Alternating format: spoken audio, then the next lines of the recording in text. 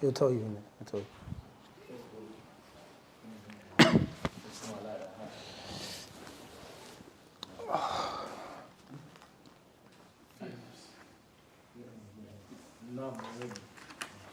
Alhamdulillah, wassalatu wassalamu rasulillah, wa ala alihi wa ashabihi wa man sara sabilihi ila yawmidin amma ba'd.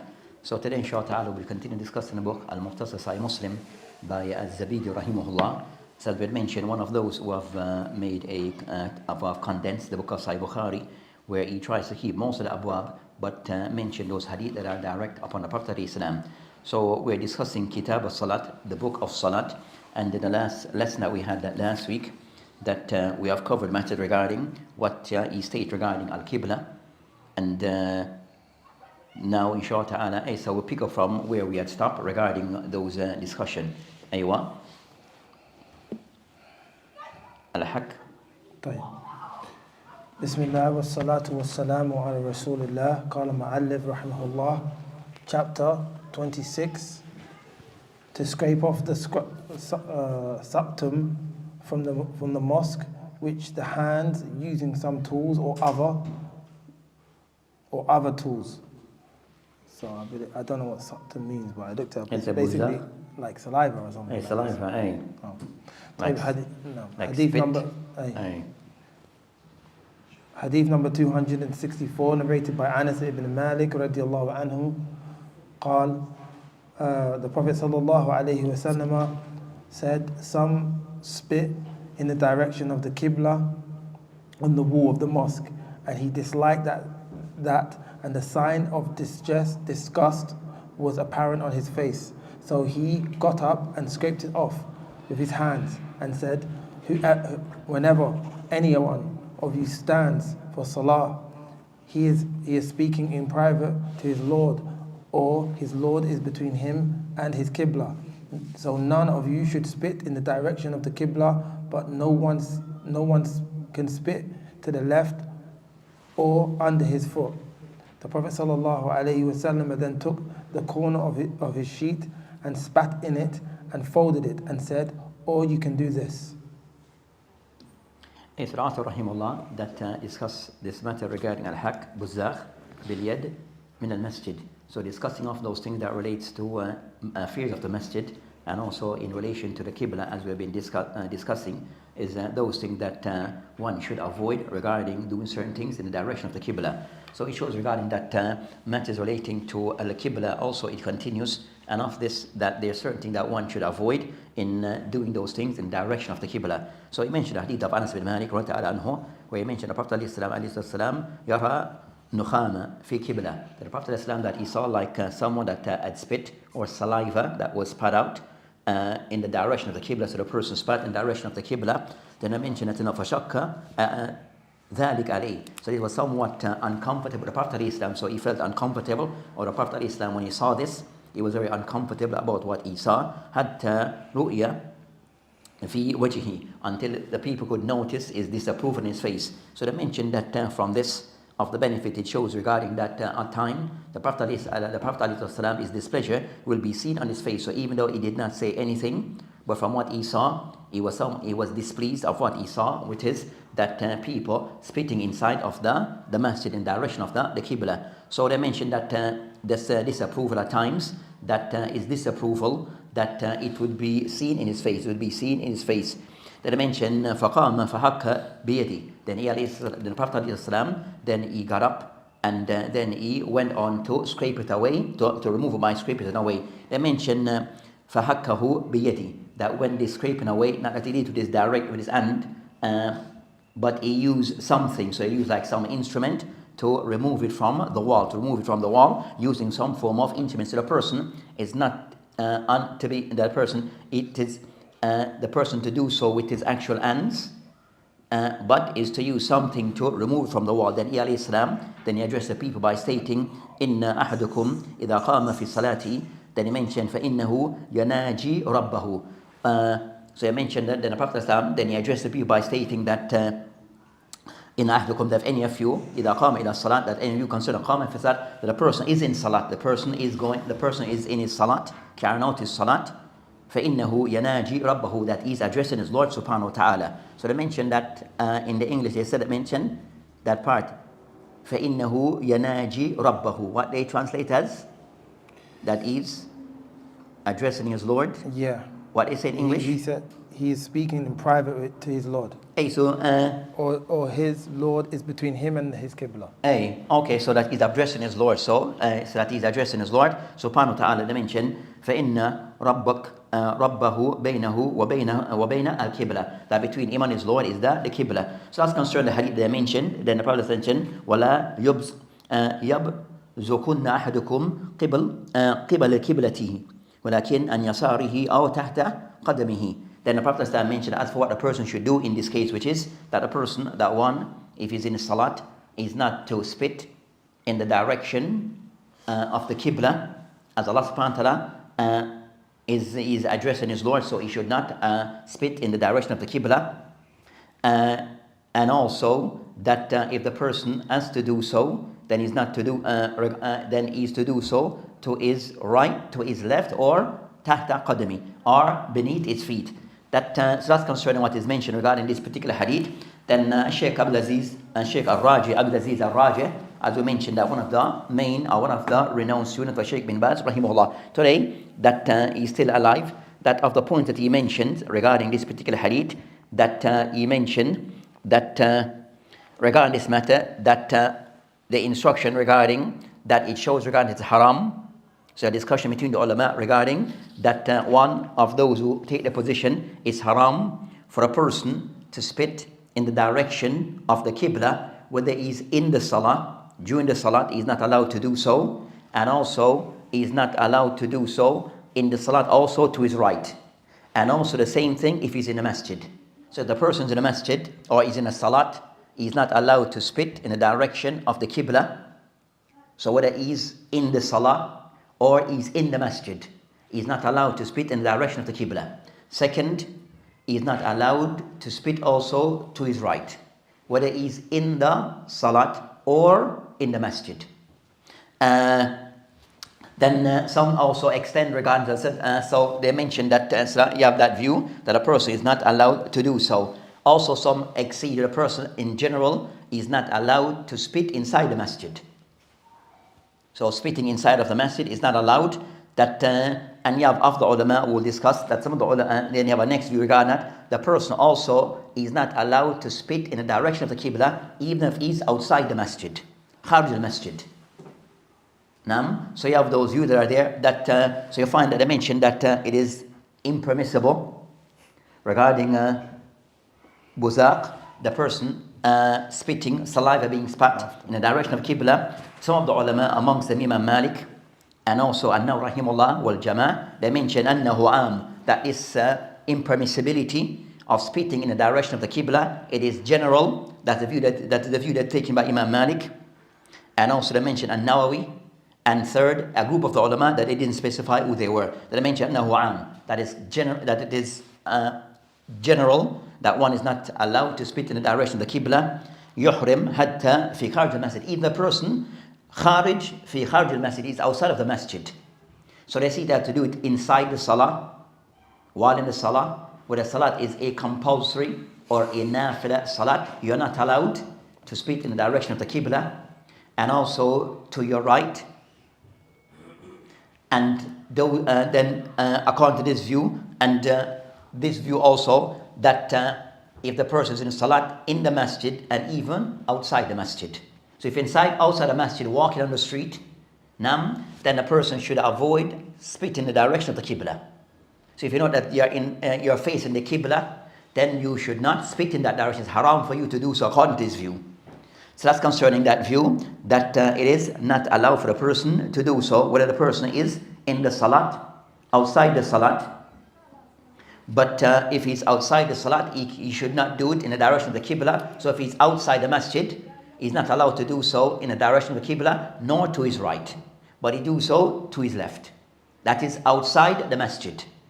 Then that's concerning, I use the hadith of Ibn Omar, I mentioned, فَلَا يَسْبِقْ qibla wajhi, that you are not to spit in that direction. And they mention other hadith regarding this matter. Then also you find the qawl of jumhur of the ulama, the second position, with the position taken by Jumhur, a majority of the ulama, that يرى أنه خاص بالصلاة, that this ruling regarding not spitting in the direction of the Qibla, it is specific to the Salah. And some also mentioned the masjid. So the person in the masjid or in the Salat, it is in those cases that the person is not allowed to spit in the direction of the Qibla while the person is in the Salah. And some add, if the person also in the masjid. So that's the aqwal of the ulama on this matter. So Jumhur give permissibility outside the masjid, and if the person is in Salah, then also he's not allowed. So the person even praying outside in the open, outside the masjid, in an open area, in the Salat, he's not allowed to spit in the direction of the Qibla. He's not allowed to spit in the direction of the Qibla. Sheikh Al-Raji, that he mentioned فهذا في غير المسجد, that regarding concerning that spitting to the left, then this is في غير المسجد. It is not if the person, it is only allowed if the person is outside of the masjid. Meaning, if he's in the masjid, also he's not allowed to spit to the left, not to the right, not to the front, nor to the left. If he's inside the masjid, so he's allowed of spitting to the left when he's outside the masjid, not inside the masjid, and if he's in salah. Then I mentioned that, and that's if the person praying outside in the open area, then he could spit to the left. He could spit to the left, but if he's inside the masjid, he's not allowed to spit in any front, right, or left. Then I mentioned that what the person should do in those cases. If in the masjid, then he should, what we call today, have napkins or something, tissue, to spit inside this, but not inside the masjid. So it's not to be done inside the masjid, which is on the floor or to the wall. Then it is not allowed for a person to do so. And I mentioned the Prophet ﷺ, when he saw this, he was somewhat upset, and then he told the person and address the people by saying that this thing is not to be done. So I mentioned that from this it shows regarding that in our time the Prophet ﷺ, that of those matters, that's the matters that the Prophet ﷺ, that things sometimes will upset him, and he may not express this verbally, but you can see it in his facial expression. And that sometimes you find with people in general, that at times a person may be upset about something. It is not per se, they don't express their disapproval or being upset. It is not mentioned, nothing is mentioned verbally, but in their posture, in their verbal expression, features, you can see this. So that sometimes that occurs. So I said sometimes, so with regard to the Prophet ﷺ disapproval, sometimes it is understood by his facial expression, even though nothing was said. Then I mentioned also in this hadith the Prophet ﷺ regarding teaching a Muslim regarding this error of spitting inside of the masjid, whether it is by way of that whatever is spot in the masjid, by way of we said cold, I said nukhama, they say in English, saliva, which is something from the nose or from the mouth. So the person, so anything from the nose or from the mouth, then it is not to be, the person should not, these things to be done and left inside of the masjid. What it shows regarding concern that people had done this, and the Prophet ﷺ, when he saw this, then he went on to correct this practice. So it shows regarding, then they mentioned the Prophet ﷺ, he corrected this by way of his action and by way of bayan, which is verbally, and also by way of his action, where he actually scraped this thing away. So it showed the Prophet ﷺ was a person that at times that he himself would see certain thing that is wrong and he'll correct it himself. Now, saw certain thing that was wrong or that was disapproved of, and here the Prophet ﷺ himself will go on to correct that thing or to remove that thing. So removing that thing with his own hand. So it shows regardless to know that the Muslim, in seeing things that are wrong, that is within our ability for us to do it, not per se to wait on others. Not to wait on others, but also clarify that that thing is wrong. And I mentioned regarding concerning with today, regarding concerning the type of massage that we have today, that the Prophet's masjid was like dirt, and the wall was not per se painted just big dry mud wall. So somewhat different then from today. So even today more so, doing those things in the masjid is not allowed to be done inside the masjid. As the masjid, a place to be looked after. The masjid is the place to be looked after. So I mentioned that general concern tonight, it is forbidden for a person to do so in general concern inside the masjid or in salat or in salah. And the person's in salat, then the person we have said no use of mindil, which is we said handkerchief, and we said tissues. Nam. So to do it inside this and then put in the person's pocket, but not to the person in the masjid, not to spit to his right nor to his left. Nam. So the person, if he had no tissue, then then he finds in his clothing type of thing, in his clothing, a part of his clothing, he will do so in his clothing. But with today, we have tissues and handkerchief with the thing that would be to be used. Then I mentioned that the other hadith which regards as a busaq fil masjid, other hadith in that. Maybe that. And not the year, and not that. Still got to continue regarding that. It is something which is forbidden. But also mentioned the Prophet ﷺ stated in other hadith regarding that this thing, showing that it is disapproved of act in the masjid and something which is forbidden. Busaq fil masjid khatiyya, where the Prophet ﷺ mentioned hadith in the. I ain't read it yet.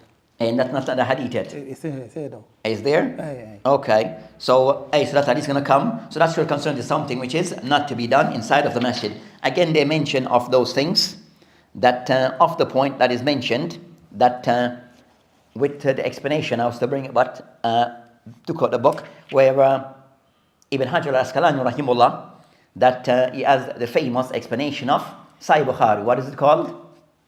The famous explanation of Sahih Bukhari, of by Ibn Hajar rahimahullah Asqalani, is called Fath al-Bari by Ibn Hajar. So you have two Fath al-Bari by the two Fath al-Bari. Both are explanation of Sahih Bukhari.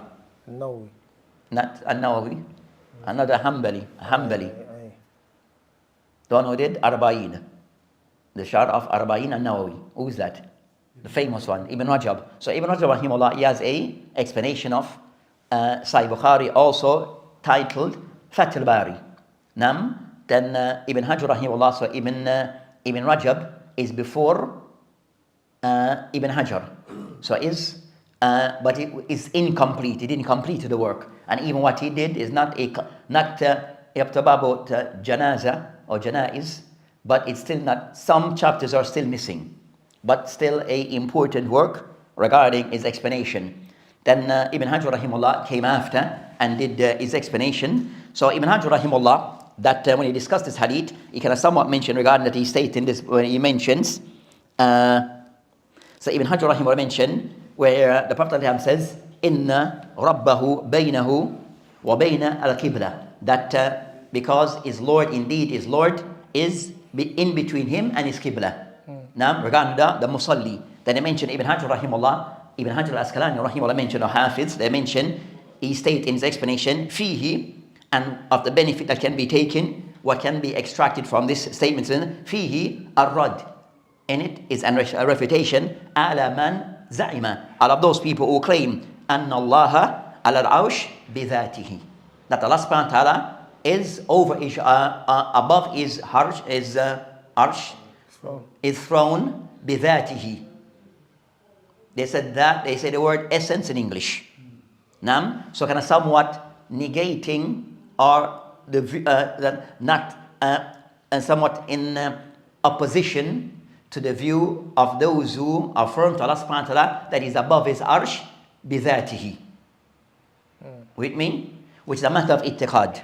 Which is a matter concerning i'tiqad concerning that Allah subhanahu wa ta'ala being above his arsh, his throne. That's a matter of that is established with Ahl Sunnah. But Ibn Hajar is mentioning, as he states, fihi rad ala man za'ama, of those people who make this claim that Allah subhanahu wa ta'ala is above his arsh bidhatihi, with his essence, as they say in English. That is said. So that's a view that's a view of the Asha'ira, that is who claim that Allah subhanahu wa ta'ala is not as such. As generally concerning the Asha'ira, the Mu'tazila, and also Jahmiya, they negate Allah subhanahu wa ta'ala sifat of those concerning ulu. So of those who claim Allah subhanahu wa ta'ala fi kulli makan, or those who claim Allah subhanahu wa ta'ala is not in any jiyah. So what a general view of the Asha'ira, the Mu'tazila, and the Asha'ira, the Mu'tazila is worse than them, but Asha'ira, they take from the Mu'tazila and also the Jahmiyyah. They take, in certain matters, they take from the Mu'tazila and the Jahmiyyah.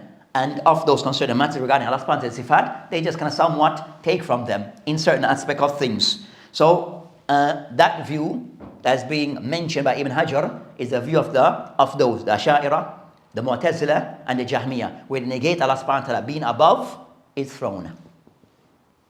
So that's what so Shaykh bin Baz rahimahullah. So Shaykh bin Baz rahimahullah, that he has some, and the book Fath al-Bari was read to him, and he did some correction of some of the views, in particular of some of the views that were mentioned by Ibn Hajar rahimahullah in his explanation of Fath al-Bari that are deemed to be incorrect in matters of Aqidah.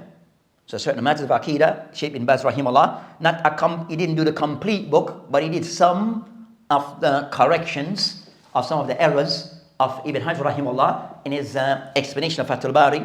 That one is Tabat al-Salafiyah. That print, it has those error or those correction. Then you find the next Shaykh who came after and corrected some others.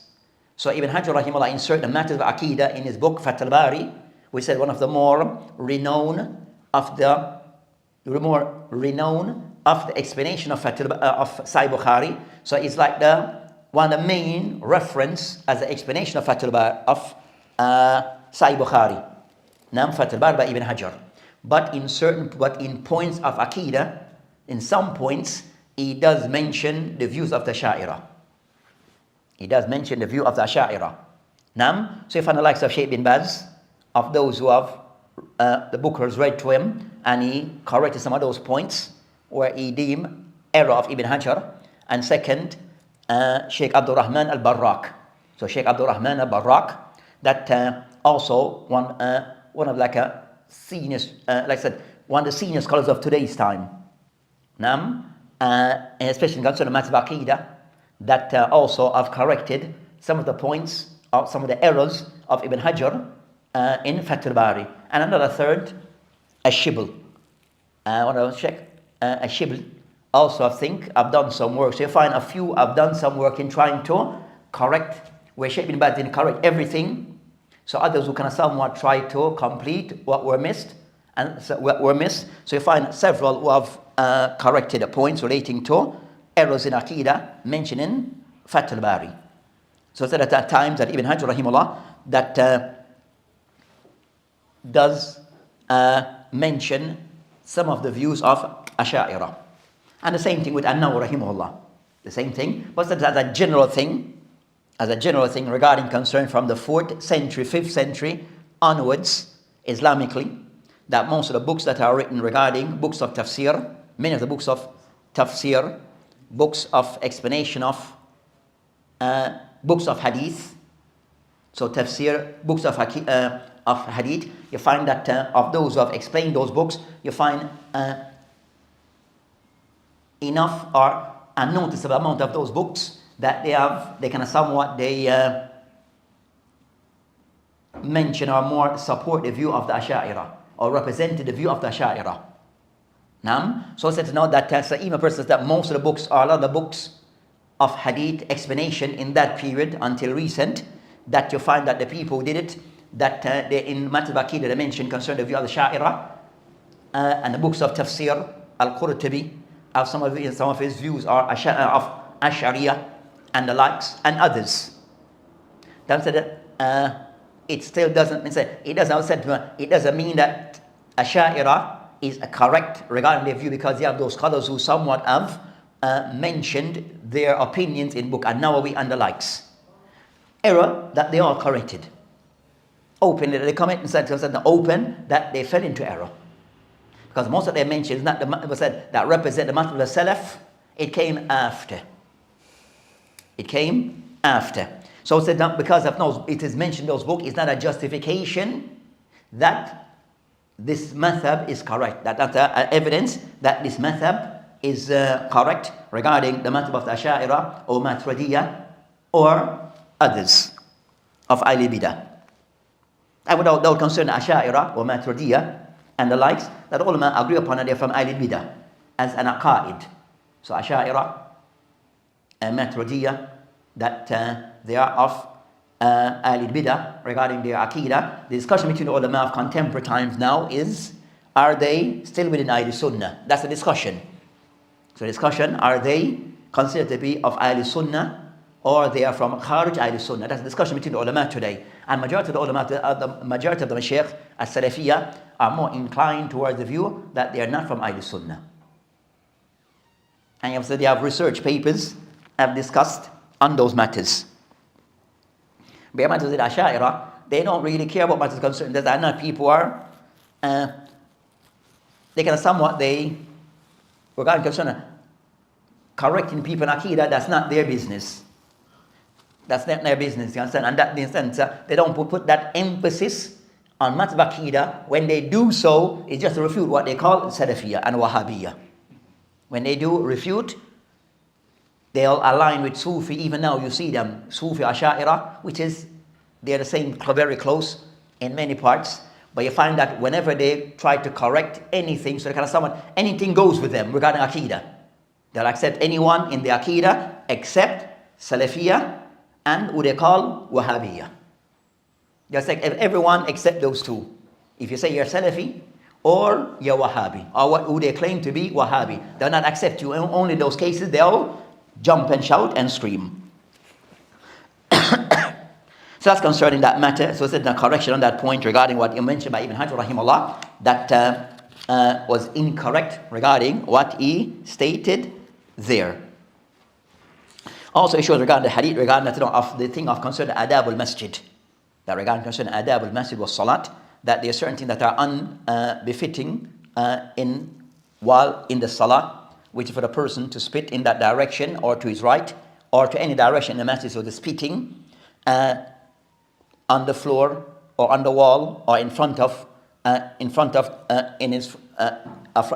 him while praying, it is unacceptable and haram. So it shows regarding having adab inside the masjid regarding these things, and also the masjid in general for the person not to spit in the masjid. So it showed that also in general that regarding the masjid, it should be the person does that there's adab regarding how the person functions in the masjid, and not leaving things that is unbefitting in the masjid. So leaving things that are unbefitting inside the masjid, then one should avoid those things. So that's concerning that particular hadith. Aywa. قال المؤلف رحمه الله, chapter 27, it is forbidden to spit on the right side while offering salah. Hadith number 265, narrated by Abu Hurairah and Abu Saheeh radiallahu anhuma, the hadith of exploration, and added spit not towards right side. Chapter 28. Yes, that's concerning. So we discussed that one at the point they mentioned regarding concerning wala an yamini. So the person also not to spit to his right. So not to do so. So spitting in the masjid, the person avoid that. And also outside if the person is in the salah. Aywa.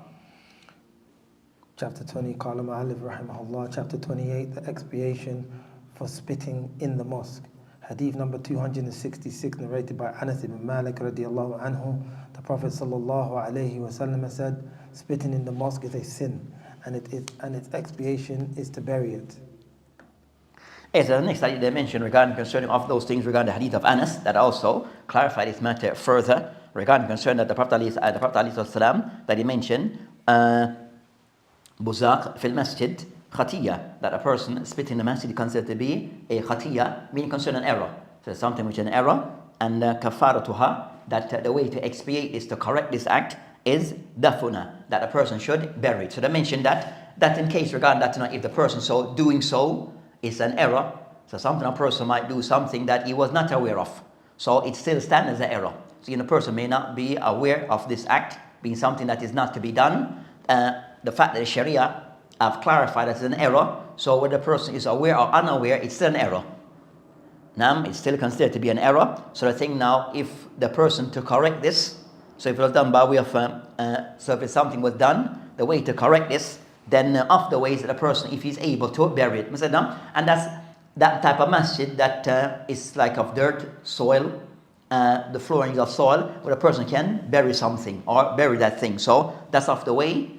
But in most masajid today, then that may not be possible.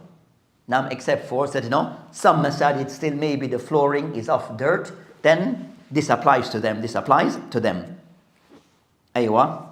So they mentioned from this, it shows regarding a general rule regarding that the masjid to be honored inside the masjid, and certain type of acts or certain type of things is not befitting for a masjid of that, spitting inside of the masjid, anything that is considered to be of filth, or things that are considered to be not befitting for the masjid.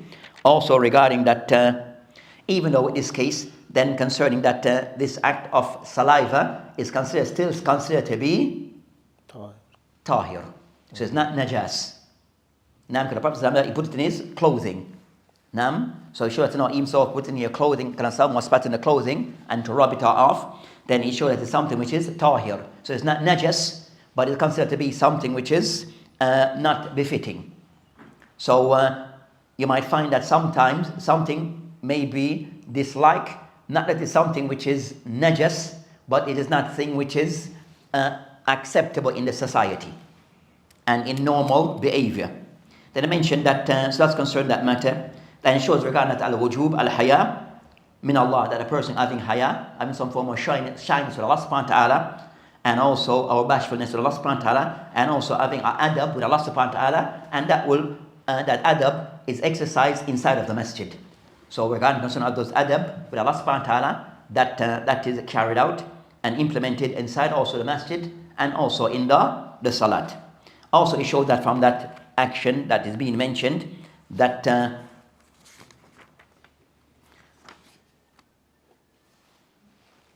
they mention regarding concerning the person to spit in his handkerchief or move with those movements. It showed the person slight movement or some type of movements outside the normal movements of salat is allowed if there's a reason.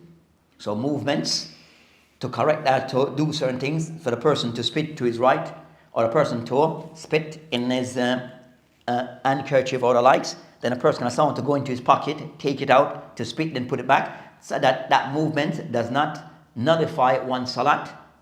So it shows the permissibility of some degree of movements in the salat, and the person's salat is not considered to be invalid. Aywa. Aywa, see dakika.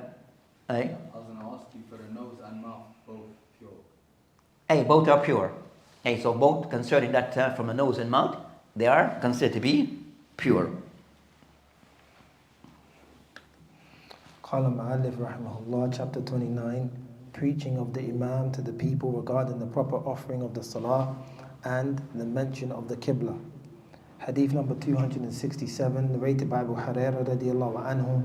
Allah's Messenger sallallahu alayhi wa sallam said, "Do you consider or see that my face is towards the Qibla?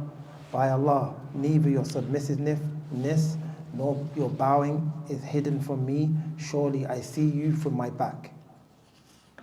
It's the mention regarding concerning this hadith regarding of those things relating to the salat, that I mentioned that وَعْدَ الْإِمَامِ النَّاسِ فِي إِتْمَامِ الصَّلَاةِ وَذَكَرَ الْقِبْلَةِ. So again, regarding of those matters relating to the Qibla, that he mentioned concerning this hadith regarding the Prophet that mentioned that I'm able to see you, so that to see the people in their salat. Wallahi ma yakhfa alayya ruku'ukum, that your ruku' wa khushu'ukum, and also your action in salat, it is not something which is that I'm unaware of. So the Prophet ﷺ is unaware of these things regarding people's conduct and behavior in salat. Then I mentioned that he sees you min wara dhahri, that I can see you from behind my back.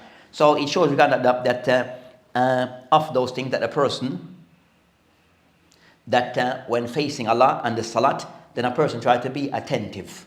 So in the salat, one try to be attentive in the salah, try to carry out those acts properly. And the Prophet ﷺ mentioned that for you to carry through on these acts in his best form. So not so to be attentive in the salah, in carrying out these acts of ruku, and also how the person generally function in the salat. Also it shows regarding that the imam, if he notice errors being committed in the salat, for the imam, as I said, to correct those things immediately. So the imam, after salat, then he can address the congregation if you see that there's errors that are being committed in the salat, and to bring that to their attention so as to improve and to better the people's salah.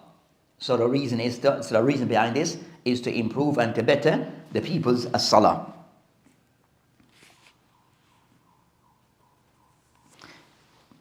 That I mentioned regarding the Prophet Islam, that is something which is particular, specific to the Prophet Islam, of being able to can see what is taking place behind him, behind his back. So something which is particular to the Prophet Islam, that is informed regarding things that occur behind his back. So that is something which is particular to him, where he is aware of those things. So he having knowledge of those things. Then I mentioned al-khushu, which is khushu is not per se an act by itself, but khushu is got a personal level of attentiveness in the salah. So not fidgeting, not moving around. Nam is somewhat focused in the salah. So the khushu, the Prophet Islam concerned seeing the khushu regarding the personal level of attentiveness in the salah. Nam, so that is sure regarding this matter regarding al-khushu. Having khushu in the salat is something which is important, that a person try to be attentive in his salat as he addresses Allah subhanahu wa ta'ala by way of what is said, and also by way of what is done in the salah. By what is done in the salat.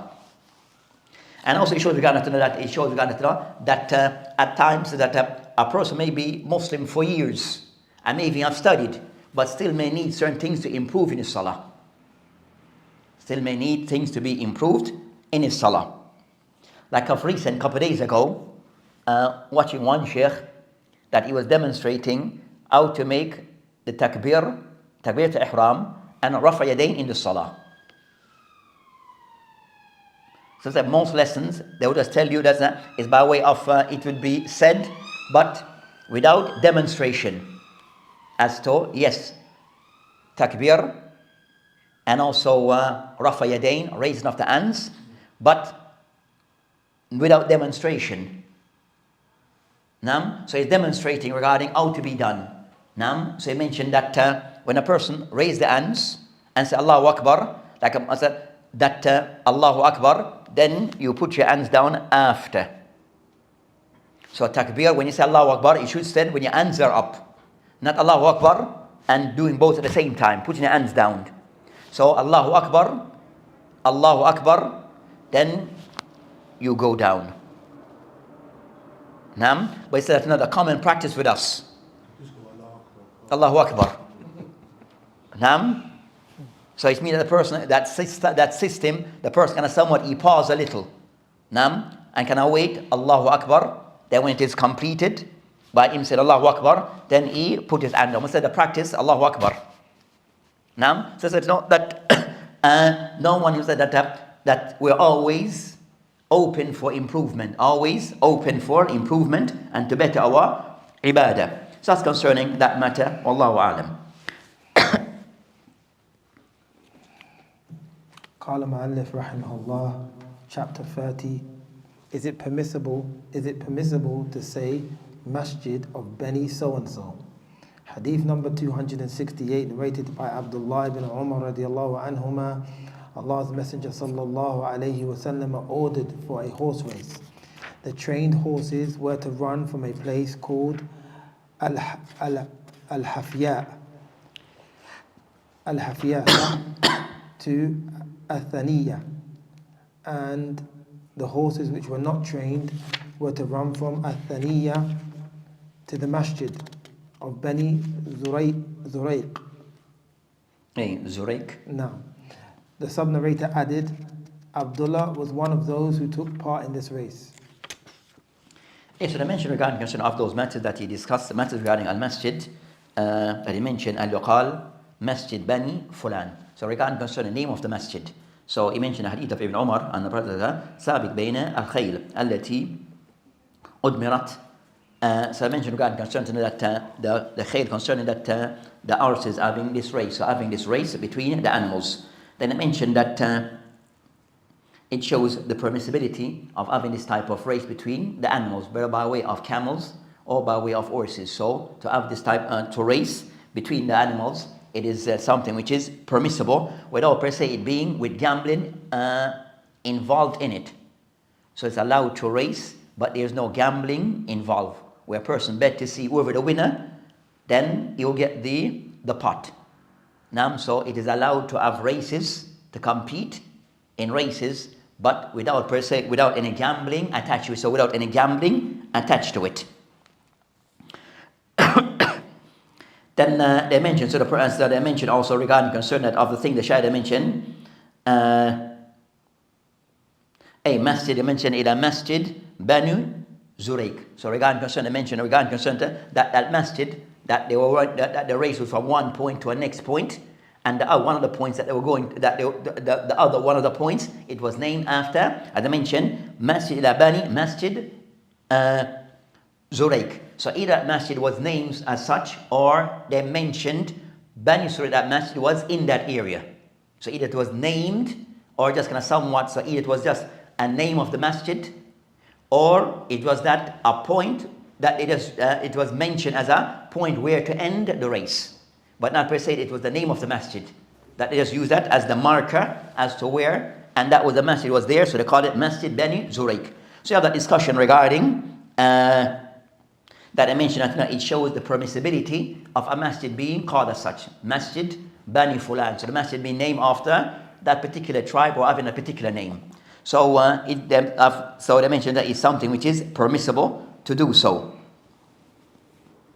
And I mentioned that from the hadith it shows regarding the Muslim that they prepare themselves regarding matters of jihad. So regarding the Muslim being somewhat physically prepared, make himself prepared regarding a jihad fi sabilillah. Also, if you have animals, that also to train the animals that they are ready, prepared regarding jihad. So these are the things that are way of preparation regarding jihad. And also with so that's concerning having preparation regarding a jihad. So that they discuss regarding this matter. So name of masjid, that the masjid was named after the local area. So the masjid have the name of the local area, having the masjid being named after the local area. As for masjid today, sometimes having names that we have tazkiyah. A masjid have a name, by the way, the masjid consider Masjid Salafi, Masjid Ahl Sunnah. If it's a form of tazkiyah, then something to be reviewed. Man, tazkiyah is not a self, like as a form of praising of oneself, then to be looked at, to be reviewed. To be reviewed. So the general thing that the masjid, ideal for the masjid to be named after the locality that the masjid is in. Names that the Prophet ﷺ regarding his masjid, he didn't name his masjid after himself. The Prophet ﷺ did not name his masjid ﷺ after himself. So concerning a person that if the person's naming the masjid while a person's alive, giving the name of the masjid of himself, then you understand those things to be avoided. For the person himself to do that, something to be, the person to just be cautious of those type of things, to be cautious of those type of things. Aywa. That's a hadith tawil, no? Is a tawil hadith? No. That's because that has to do with the masjid again, huh? No, the hadith. A tawil shay. So we stop at that hadith, as it now discussed more concerning matter that relates to the masjid. So matter before that was being discussed was matter regarding certain things regarding the qibla. Now discussing matter relating to the masjid. So discussing matter regarding the masjid and the things that are allowed. So it started regarding name of the masajid. So being mindful regarding the names that are given to masajid. So we start regarding هل يقال Masjid Bani Fulan, is it permissible to give a masjid with certain names, based upon certain names? Then that's the open of that discussion. So that inshallah ta'ala will end and continue next week. Billahi ta'ala. Wa billahi ta'ala tawfiq. Wa akhiru alhamdulillah alamin.